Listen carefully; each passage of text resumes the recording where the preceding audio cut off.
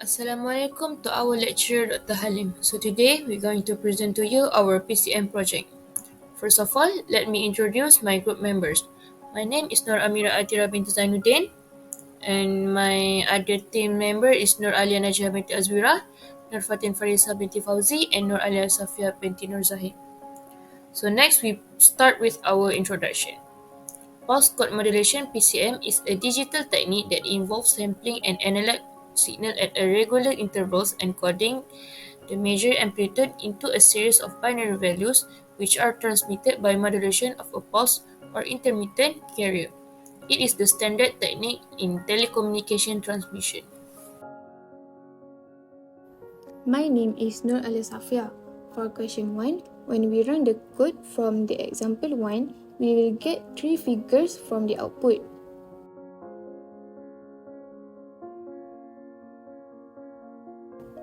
For figure 1, there are analog signal and sampled signal. For figure 2, there are encoded and decoded signal. And lastly, for figure 3, we got square signal.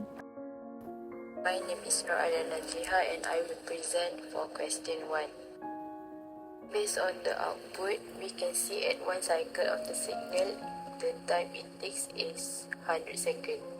With this data, we can prove that the frequency is 10 mHz as the frequency is inversely proportional to the time. For question 2, from coding in example 2, we need to generate a 2 kHz sinusoid with a peak-to-peak voltage of 2V, which the amplitude is plus minus 1V, and generate a quantized signal when n equal to 8 and n equal to 16 levels. So first, we run the code from the example. When the frequency is not declared in the coding, it is 1 kHz by default. When we run the code, we can see that figure 1 is receive signal using compending and figure 2 is receive signal without compending. For part 2, we set a variable f for frequency as 2000 Hz and change the time vector so that it will be easier for us to read the signal in output figure. For message signal x, we need to update to 2 times pi times f times t. Then change the n value at encode and decode command from 3 to 8 bits. So this is the output for compending and the other one is without compending. Last but not least, change n from 8 to 16 bits at decode and encode command. In figure 1 and 2, we can see that when n is set to 16, original signal with red color cannot be seen anymore. Hello, my name is Nur Fatin Farisa binti Fauzi. Today I will present for question 2. The formula I use for SQNR is 20 log 2 power n. It already given the n which is 8 and 16.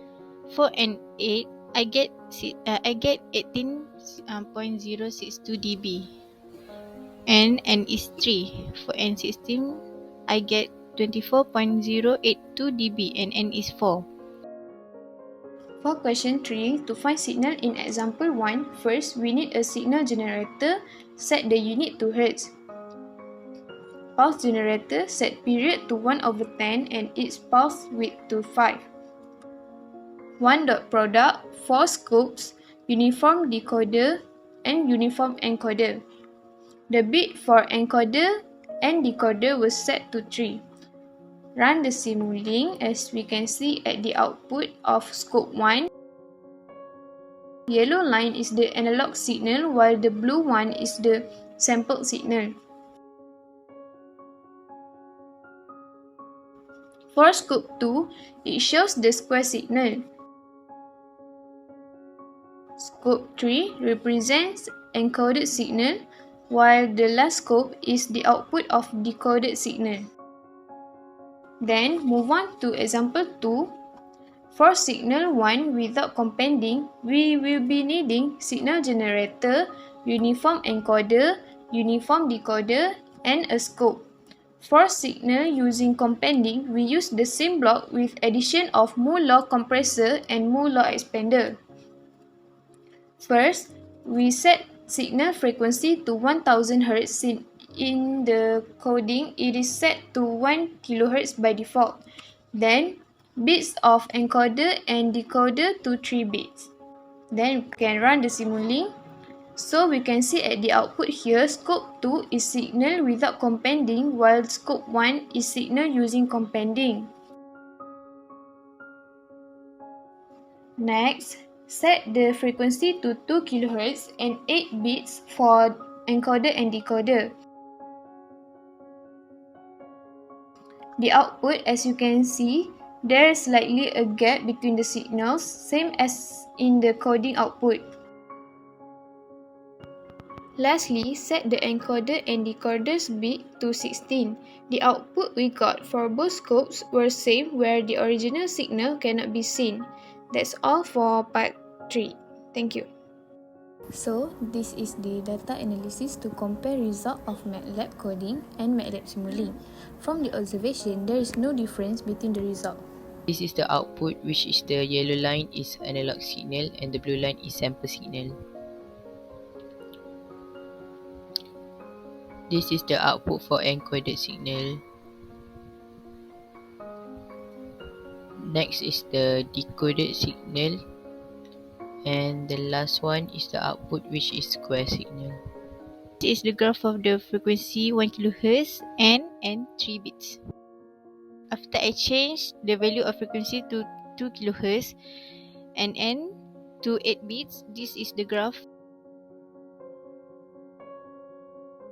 For the graph is when n 16 bits. For discussion, in this assignment, we digitally represented analog signals using PCM. Our findings suggest that PCM requires quantizing each sample of the analog signal into a discrete value and sampling the signal at regular intervals. By using more bits per sample, PCM can be eliminated even if it's often noise flexible. Stated differently, compending is used to lower noise and increase quantization efficiency. A higher quality received signal can be obtained the higher the SQ and R value. From our observation, the output for the exercises for both MATLAB and Simulink are nearly identical. Whereas Simulink approaches the task through block simulation, MATLAB approaches it through coding. This demonstrated the value of both programs for PCM. Last but not least, for our conclusion, in summary, the goal of this project was to familiarize students with pulse code modulation (PCM), which is based on MATLAB. With the help of the provided exercises and examples, we were able to construct, encode, decode, and visualize PCM signals. The application of compending in the MATLAB code demonstrated how it impacts signal compression and growth. We look into the topic like producing sinusoid, determining the frequency of analog signals and quantization at two different levels, n is equal to 8 and n equals to 16. The signal to quantization noise ratio SQ&R was computed in order to assess the quality of the quantized signals. We were able to compare the result of the different modulation techniques by integrating MATLAB Simulink, which added a practical aspect to our learning. That's all from us. Thank you, sir.